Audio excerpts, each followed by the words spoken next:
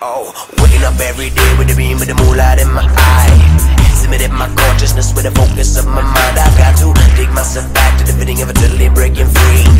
Knowing that my body is motionless and still asleep. I am waking up every day with the beam of the moonlight in my eye.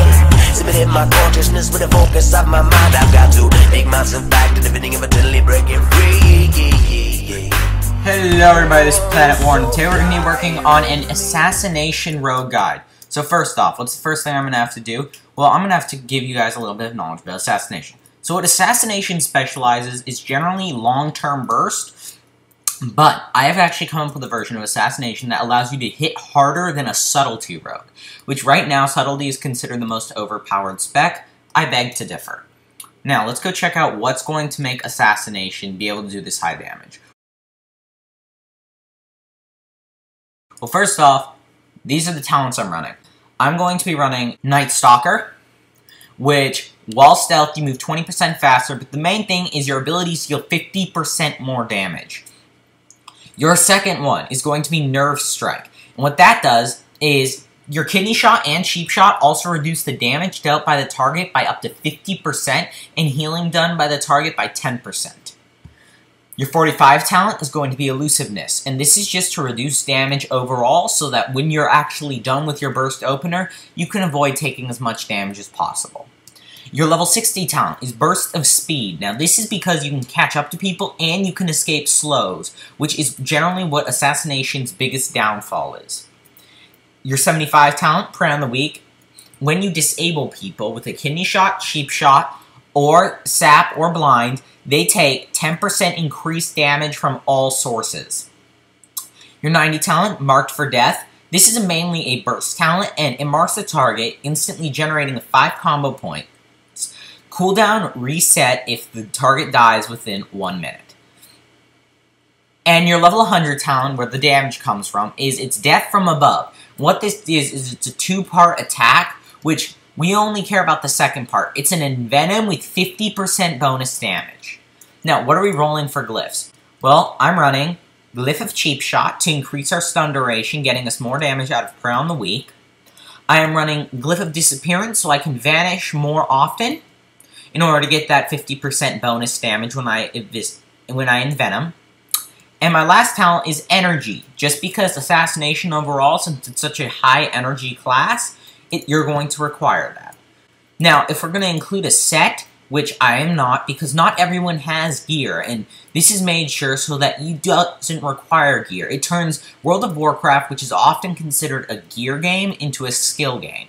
But if you have your 4 combo set, then you know that a Vanish will give you 5 combo points and cause your next Mutilate, Dispatch, Envenom, or Ambush to have a 100% bonus crit chance.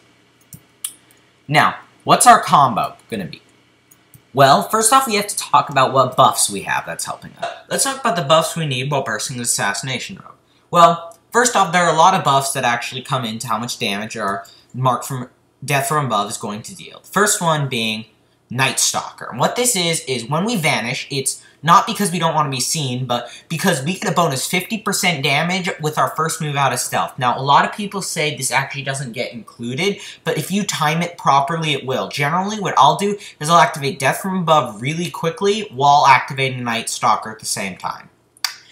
Our second is Enhanced Vendetta, and what this is after activating your Vendetta or your Mutilate, you get a bonus 100% chance to have a critical strike. And this is given to all level 100s. I'm not including the Vanish set bonus, because not everyone is lucky enough to have all that gear. But of course, you're going to be using Vendetta anyways, so might as well take advantage of Enhanced Vendetta as well. Now, Prey on the Weak. What this is enemies disabled with a Kidney Shot, Cheap Shot, Gouge, Sap, or Blind. In our case, it will be a Blind. They take 10% increased damage. Our fourth biggest buff is Mastery, Potent Poisons. And in this tooltip, it says 28% bonus damage, but as all of us know who play the game, it's whatever your stat is. Mine, in this case, is 50%, and I'm in pretty bad gear. So I'm using my stat, not the one that they give. The fifth buff, of course, is Vendetta, and this is a 30% damage increase. It's a classically known ASAS rogue thing, and also most of this damage will be passed on through your other skills. Now, Death from Above. This is a 50% damage increase to a normal Envenom, but we still have to include it because even though it says Death from Above damage, we're basing this all on what would you get by using a normal Envenom if you did not take that talent. Now, our last big buff is our Enhanced Crimson Tempest, and this increases poison damage by 30%, and since Envenom is actually dealt as poison damage, which actually works as true damage as well, it's a 30% damage increase to that as well. And our Assassin's Resolve is our final one. Well, while wielding daggers, we get a 15% bonus damage. Now, just to let you know, the buffs that will transpire to other abilities are our Vendetta, of course, so 30% damage increase, and our Enhanced Crimson Tempest. Now, what does this all end up equaling out at the end? Well, you end up doing 1,082.29% normal Envenom damage. That is huge. Compared to having a normal Envenom, you could do 10 Envenoms, which would equal this damage in total. It's enormous burst. Now, this is its attack power AP-wise. So, I based mine off of Jimmy Darkspear, who's in Daramac tier, and at this time he had pretty bad gear. Similar gear to me. He has 3,806 AP, but now if you had, let's say, 6,000 AP, you'd be doing a lot more damage than he would. So, our damage from the Death from Above alone is 1,201.77% AP. Our damage from the Deadly Poisons is going to be 393.415 AP. Our Deadly Poison on hit effects for 6 seconds, because it will proc more, is 174%. And physical damage from the Mutilates and auto attacks. Now, I multiplied all that by our Assassin's Resolve, and included all other buffs, such as Crimson Tempest, and we ended up getting that much damage in total.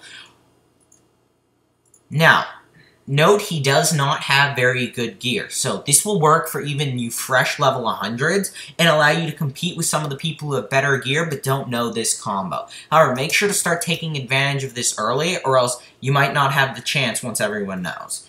This also outclasses Subtlety, which a lot of people pick for its mastery. However, with the number of buffs ASAS can gain, it easily beats Subtlety.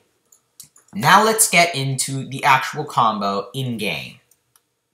Now, this is going to be our burst combo. We're going to start off in Stealth, and since Assassination already has the improved Slice and Dice passive, you don't actually have to apply Slice and Dice.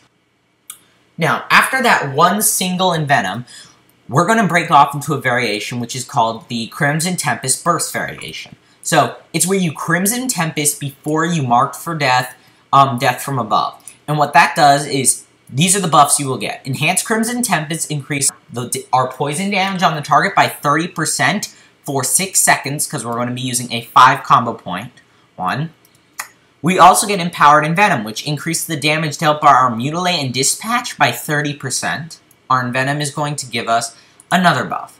The buff is that we have a 30% increased chance to apply poisons for 6 seconds. Now, these also, combined with our improved Slice and Dice, have a beautiful synergy. It increases our poison damage dealt by 30%, the chance to apply those poisons by 30%, and increases our attack speed by 40%. After that, so this allows for some quick burst and quick finish at the end.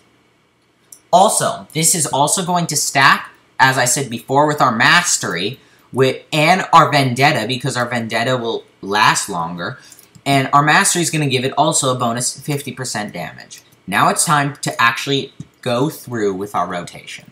So, we're going to sap the target. In this case, I cannot use sap because it's a training dummy. So, instead, we will blind it, because blind, as we talked earlier, also applies Prayer on the Weak. Just know, though, generally, you will open with a sap and then execute this combo. Now we're actually going to fulfill our combo. So, first off, for starters, we need to know that our combo is Cheap Shot, Mutilate, Mutilate for 5 combo points. Then we're going to Crimson Tempest for our bonus poison damage. Then you're going to quickly Vanish, Mark for Death, Death from Above. Here are the results. Cheap Shot, Mutilate, Mutilate, Crimson Tempest, Vanish Mark for Death from above. 40k with horrible weapons on myself. 40k damage. Anyways, that's it for our Assassination Rogue guide. It's Planet War, and I hope you have a nice day. Bye. So fly with me.